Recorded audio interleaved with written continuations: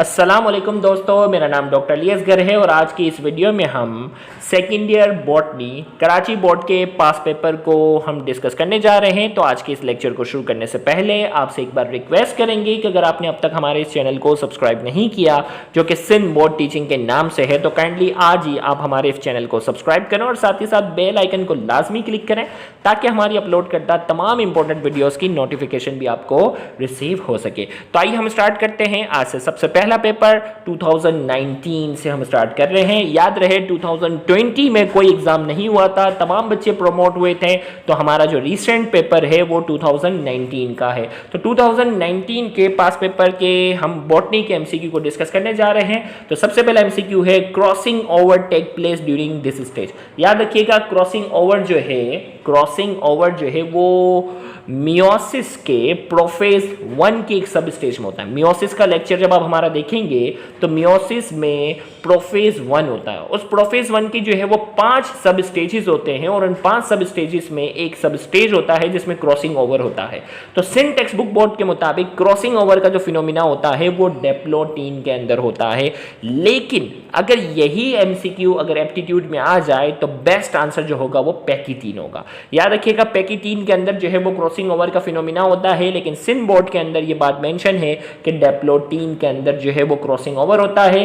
तो MD cat के exam में अगर आएगा ये सवाल तो आपका बेस्ट आंसर पैकीटीन होगा, क्योंकि गूगल पे आप सर्च कर ले या सिंध बोर्ड के अलावा दूसरी बुक्स को भी अगर आप सर्च कर लें तो आपको बेस्ट आंसर जो मिलेगा वो पैकीटीन मिलेगा।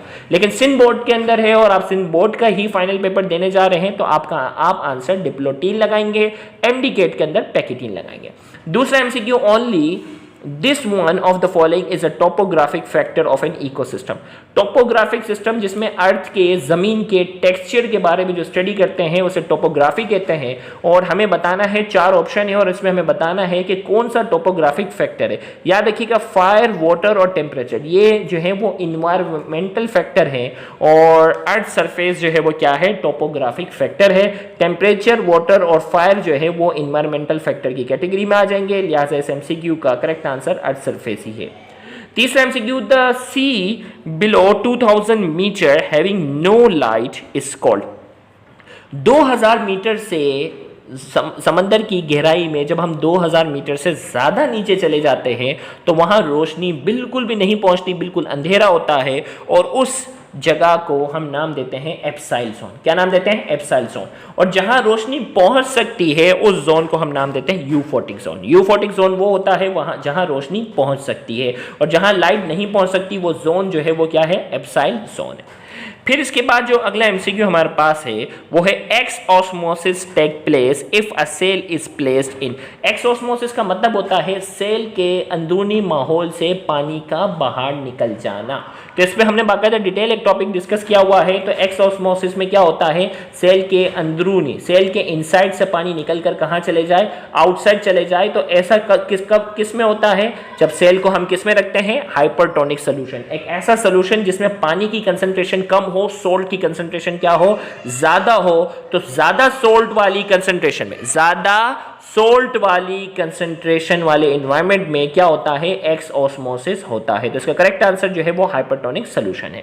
अगला एमसीक्यू है plant infected with disease produce this chemical substance. जब भी पौधों में इन्फेक्शन हो जाता है, बीमारी हो जाती है, तो पौधे एक केमिकल जो है वो सिक्रीट करते हैं। पौधे एक केमिकल सिक्रीट करते हैं और उस केमिकल का नाम क्या है, फाइटोएलेक्सिन। याद रखिएगा फाइटोएलेक्सिन इसका आंसर है। यहां इसमें आंसर मार्क नहीं किया हुआ था, तो फाइटोएलेक्सिन जो है ये केमिकल ये सिक्रीट करते हैं।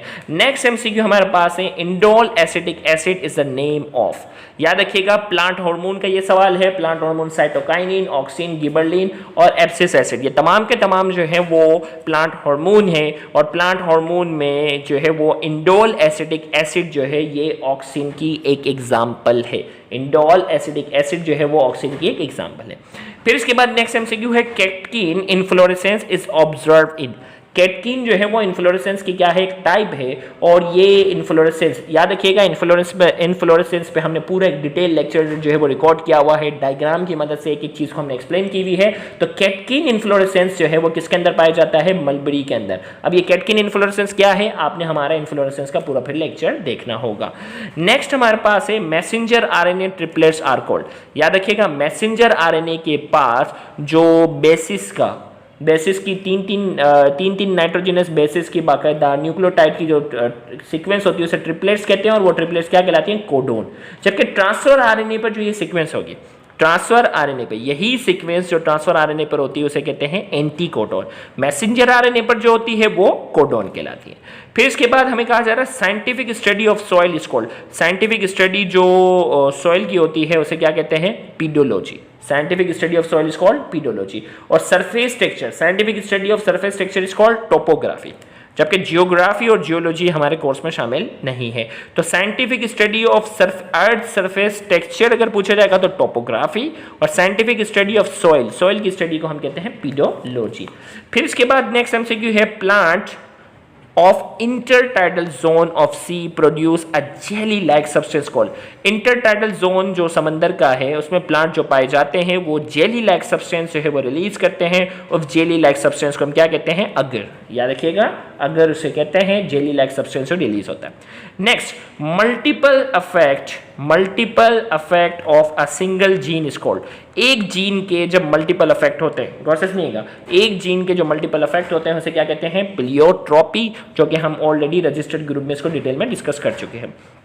Next, this biome is called the bread basket of the world. Bread basket of the world की अगर हम बात करें तो मतलब ज्यादातर अनाज जो है वो दुनिया भर का कौन से हिस्से में ग्रो होता है, कौन से टेरेस्ट्रियल इकोसिस्टम में ग्रो करता है। टेरेस्ट्रियल इकोसिस्टम को हम बायोम कहते हैं। तो कौन से बायोम में सबसे ज्यादा अनाज जो है वो हम ग्रो करते हैं, तो यहां हमारे पास है tundra, savanna, grassland, tropical rain forest. तो सबसे ज़्यादा जो अनाज जो इंसान जो ग्रो करता है वो ग्रासलैंड बायोम में ही करता है।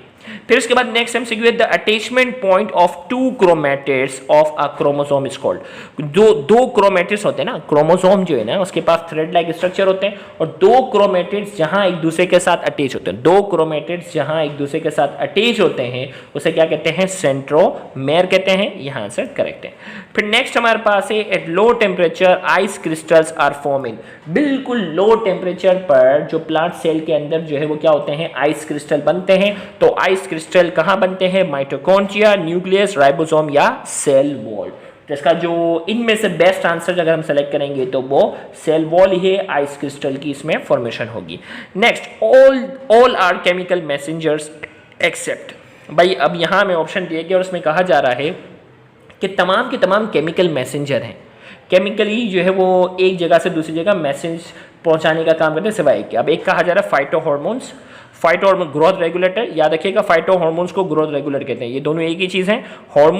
हार्मोन्स भी केमिकल मैसेंजर हैं जो कि जानवरों के अंदर होते हैं। बायोरिदम जो है वो केमिकल मैसेंजर नहीं है, लिहाजा इसका आंसर बायोरिदम है। नेक्स्ट एमसीक्यू है this hormone help in the closing of stomata. इनमें से एक हार्मोन जो है वो स्टोमेटा की क्लोजिंग में अहम किरदार अदा करता है। तो देखते हैं वो हार्मोन कौन सा है, साइटोकाइनिन, इथीन, एब्सिस एसिड या गिबरेलिन। तो याद रखिएगा abscess acid is the correct answer. Abscess acid जो होता है वो क्या करता है, स्टोमेटा को क्लोज होने में मददगार साबित होता है। इंशाल्लाह फिर अगली वीडियो जो फौरन ही इसके बाद आ जाएगी उसमें हम जो है वो नेक्स्ट ईयर के एमसीक्यू को डिस्कस करने जा रहे हैं, तो उसको भी देखना मत भूलिएगा। Thank you very much. Allah Hafiz.